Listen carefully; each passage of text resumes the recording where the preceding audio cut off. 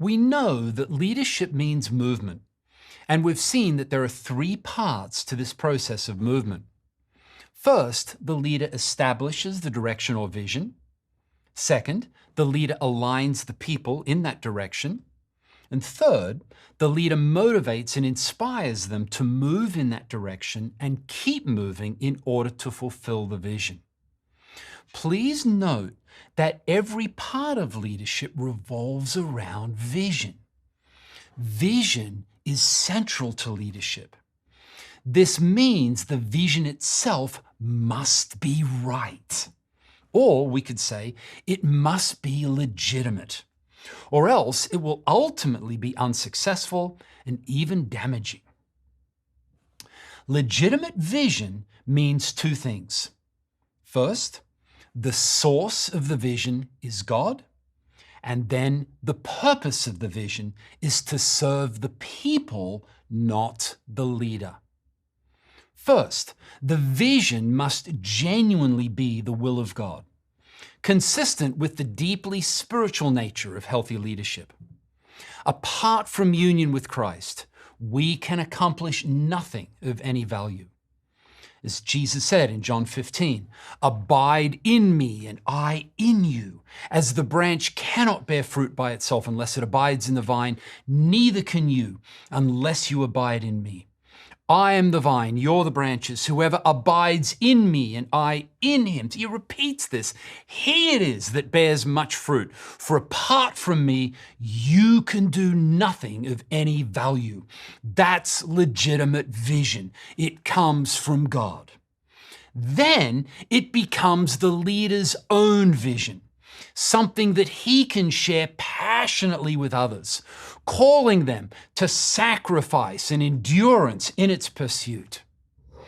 Without the divine initiation, man's vision is mere human ambition.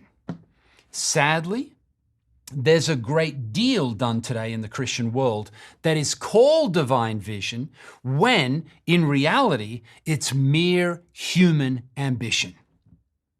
Second, a legitimate vision will genuinely reflect what is good for the people, and not only what is good for the leader. This is consistent with the servant nature of healthy leadership. As Jesus said, "The Son of Man came not to be served, but to serve, and to give his life as a ransom for many." Paul said, "Let each of you look not only to his own interests, but also to the interests of others.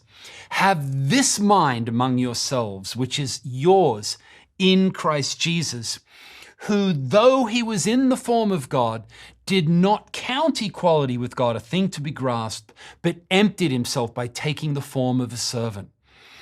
He left behind the glory. He came to serve us."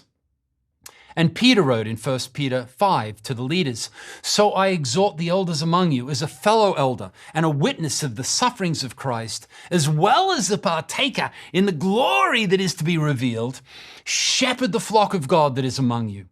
Exercise oversight, not under compulsion, but willingly, as God would have you, not for shameful gain, but eagerly, not domineering over those in your charge, but being examples to the flock." A beautiful expression of servant leadership.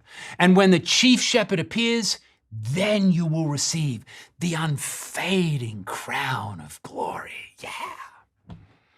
So the leader should first prayerfully determine what the right direction or the legitimate vision actually is.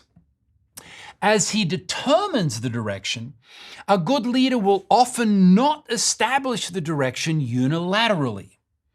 He will listen to God, but he will also listen to the people. What is God showing them? What are their needs, their hopes and desires? The leader is not the only one who hears from God, yeah? And so he must be a good listener and often a good consensus builder. And not only must the vision be valid, the implementation of the vision must also be legitimate. Healthy leadership is not just a matter of having strong convictions or a vision and then unilaterally imposing them on a group of people.